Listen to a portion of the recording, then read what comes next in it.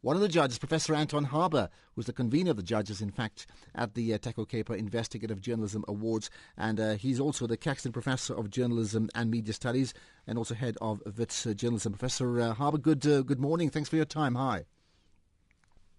Let's get that right. Professor Harber, do I have you there? Hi. I'm here. Okay. Good morning, and Okay. Thank you very much. Good morning indeed. Right. All right. So Friday was awards afternoon. Let's just talk about, we'll get to the winners in a second. Just give me your general view of the awards in the context of the importance of investigative journalism. Well, it's a particularly important year to highlight the strength of our investigative journalism.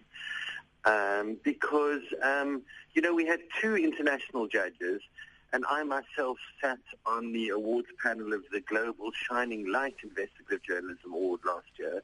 And what the judges remarked was that the shortlist in South Africa, in other words, the top 8 or 10 investigative journalism stories, are really among the best in the world. They really can compete with anything you're seeing anywhere in the world. So what it does is it gives a lie to those who are loosely generalizing about the quality of our journalism, and it really shows that the best journalism is really very, very good. Now, interesting. We're all involved in journalism in some way or some facet or the other, but investigative journalism in particular, key because in many ways they reflect the conscience of the nation, right? You already said, and I sort of read your notes where you said we have a problem, not a Houston we have a problem, but we have a problem of some fantastic, great quality entries, right? So that throws out the myth of poor investigative journalism. Let's just talk about some of the key winners here. Maybe start with the overall winning entry. Well, the overall, you really get two kinds of entries. The one is the muckraking story, the story that exposes corruption and wrongdoing. And you get those that expose social injustice, investigations of hospitals or service delivery, social issues of that sort. Our winner this year was the Sunday Times team for their expose of the Mac Maharaj story. Which really was an extraordinarily well-researched, thorough story in which none of the facts have been challenged. It competed against a number of other similar stories, I must say, such as a series of stories about Julius Malema and the tender system in Limpopo. But the runner-up, and one of the unusual things about this prize is there's not many categories. There's an overall winner, and there's a runner-up, and there's a special mention. The runner-up this year was a Daily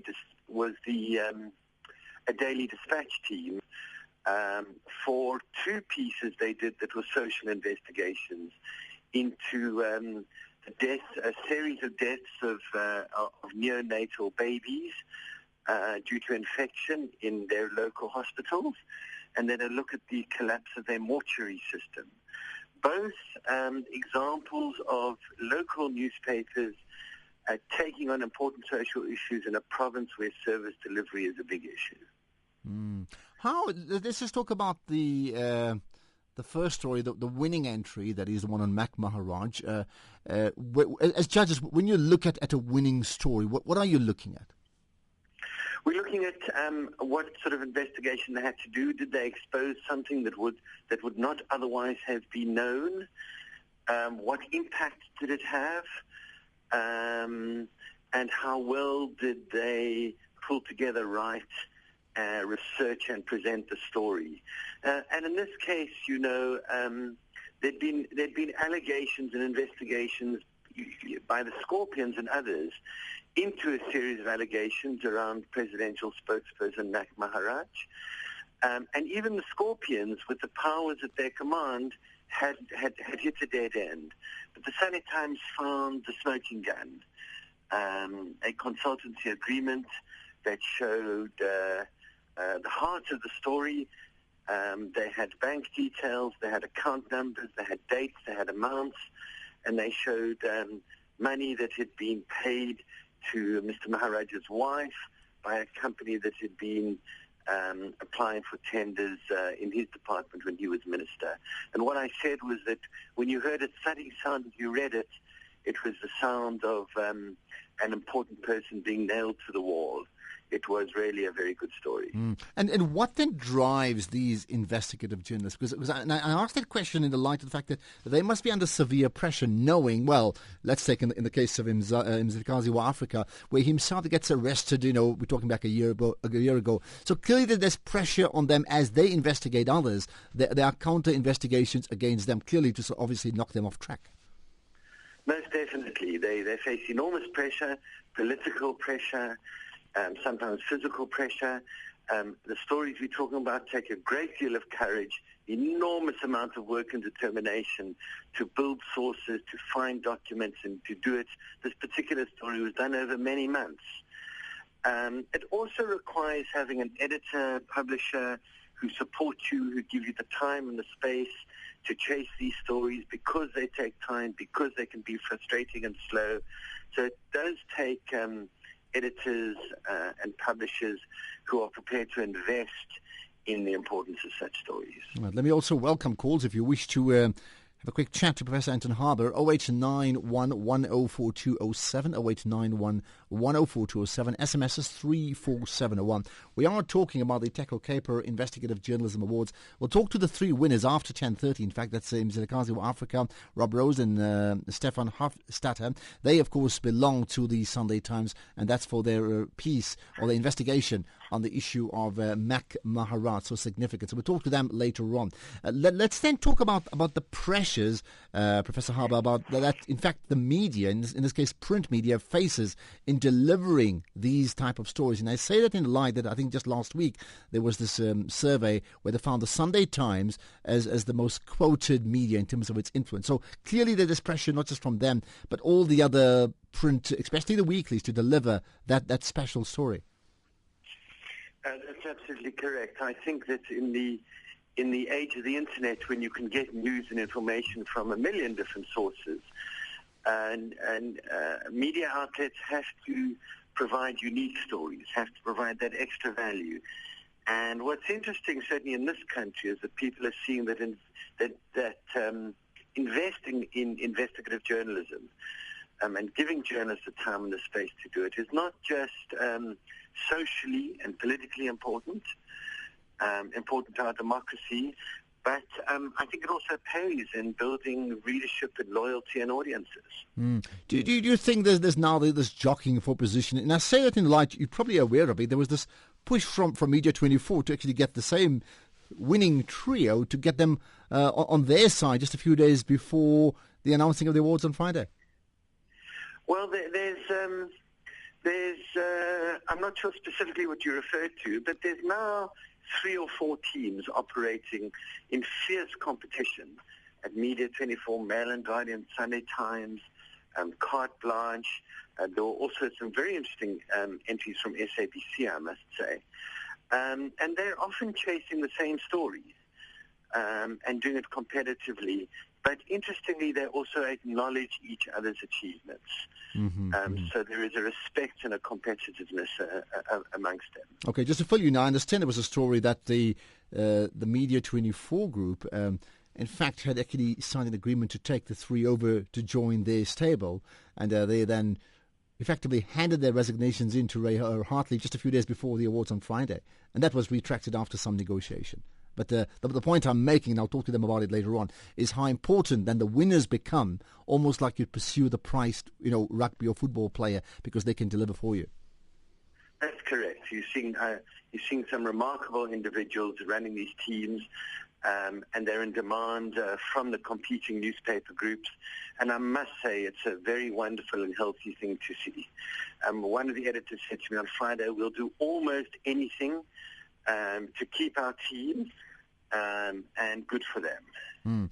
Right, I want to talk to you about the Protection of Information Bill in just a second. Let's just get to some of the callers. Howard in Zanin, hi.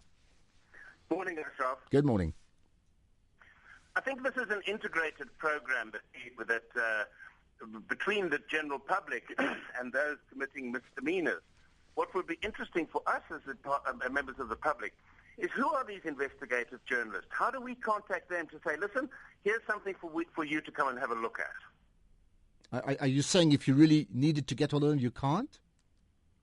I'm asking for guidelines as to who do we who do we talk to in order to get hold of one of these investigative journalists? Because, I mean, you ring the newspapers and they put you onto a whole lot of different people.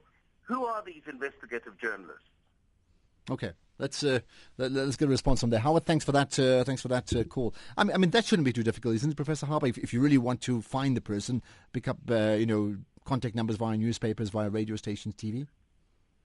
No, it shouldn't be hard at all. If you phone Stefan Sprum at the Mail and Guardian, or Mzila Kaziwa Africa at the Sunday Times, or Andrew Trench, who heads the Media 24 team, and those are just three names of the three best teams, or three of the best teams, then you can get them directly by email or phone, and they're the people to speak to. I mean, the man asks interesting questions, and some of them are known to be developing WikiLeaks-type web facilitation to let people online and anonymously post material where they need to. But most newspapers are developing that kind of software now. Well, I certainly can tell you, certainly Howard, considering the fact that I actually present the special assignment show that Hazel Friedman, I think, was a finalist for the Pagout story. She was shortlisted. Right, yes. I mean, I have to tell you, wherever I go, be it Johannesburg, Cape Town, Durban, Port Elizabeth, inevitably, not only will people say we recognize you, but more importantly, we have a story. And I'm certainly very open to say, here's the card, send it to us, and of course, and then once I get it, we'll certainly pass it on to the executive producers. So I think, investigative journalists very much open to that sort of thing. I want to move on, however, to the Protection of Information Bill, which is very, very linked to the issue of investigative journalism, and particularly the comments made by the Public Protector, Thuli Madonsela, this week, suggesting that any moves to curtail freedom of the press will hamper her work. How significant is that statement? It's extremely significant. There's no doubt that the current draft of the secrecy bill would prevent a number of these stories from seeing the light of day. I suspect the winning story, for example, wouldn't have seen the light of day. It's difficult to know exactly how it will be implemented if it's passed, but there's no doubt that the current bill that Parliament is looking at, the current draft, would kill many of these stories, either directly by making the material illegal to possess or publish, or creating an effect that people are scared to pass on the information, to blow the whistle, because there are such serious penalties. So if you believe in this kind of investigative journalism, if you believe that we must shine light into the dark corners of our society, that transparency is the best way to clean things up, and to keep a government on its toes, then the secrecy bill is an enemy of all of that and must be stopped. It's an interesting phrase you use, the enemy of all of that, because often the media, and in particular the print media, has been described, particularly in the last year, as the enemy of the state. Now, I think watchdog, yes, but enemy of the state really sort of implies something completely different. What are your thoughts about that? Well, it's the enemy of politicians who don't want too much light shone into their activities and their questions decisioned. It is the enemy of corruption and bad governance, but of the state, I don't believe that. I believe that if you look at the top stories on display at the Taco Caper Award, you can see what an extraordinary contribution it's making to the health of our democracy. And you stop those stories and you damage our democracy. Therefore, do you think, and again, because media has been described as the enemy of the state, there's almost a sense of, on the one hand, investigate more, but on the other, there's almost been a sense of just let off. You're being too hard on the politicians. Your thoughts, besides the people you've mentioned already, do you find there's a growing interest in investigative journalism, meaning for more and more investigative journalism to happen, or do you think there's been a let-off outside the actual excellence of what you've discussed? No, I think there's demand for more and more, that people are seeing its value, that particularly in a changing media world where you want different, you want unique stories, particularly where there's a debate about the nature of our democracy and the problems of corruption and service delivery. But yes, you always have those in power who are made uncomfortable by these stories. and who therefore attack and attempt to stop and impede them. But it really depends on citizens using their strength and their vote to counter that. Let's just talk about the Protection of Information Bill and the Media Tribunal. Your thoughts in terms of where is it finally going to land up? I think something will be passed. It's a question of whether they fix one or two key elements of it that will improve it considerably. At the moment, it is better than it was 2 years ago. There have been some improvements, but there's some things that still would be very seriously negative around this kind of work.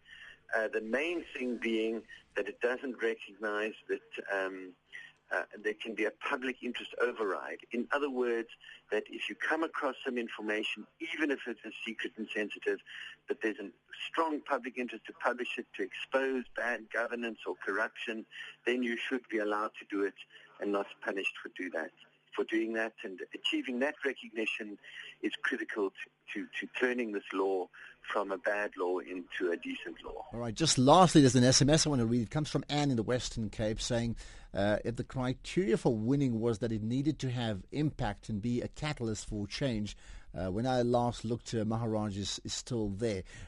You want to comment on that? Because you're not calling for conviction. I mean, that's not the role of the investigative journalist, isn't it? Look, he's being investigated, but if you look at all the top entries, there was one deputy minister that resigned, Godogwana. Previously, we've seen the chief of police resign. We saw the head of the hospital in the second story. The CEO of the hospital resigned. We've had an investigation into an MP. We had a minister resign as a result of one of those stories in the form of Sipeko. So in fact, if you look at the impact overall of these stories, what's interesting is that they have had an impact. In the case of Maharaj, I think it's an ongoing story. I think the evidence against him has been shown to be very strong. It's being investigated. I expect that will play out in the process. Okay, that's where we're going to leave it. In fact, Professor Anton Harber, thanks so much for your time. Professor Harber is the convener of judges at the Kuiper Investigative Journalism Awards, which happened on Friday. I suggest if you want to run through all the winners and the finalists, just Google it. You'll certainly find it there wherever. And if you have a problem with that, just email me, ashraf@safm.co.za.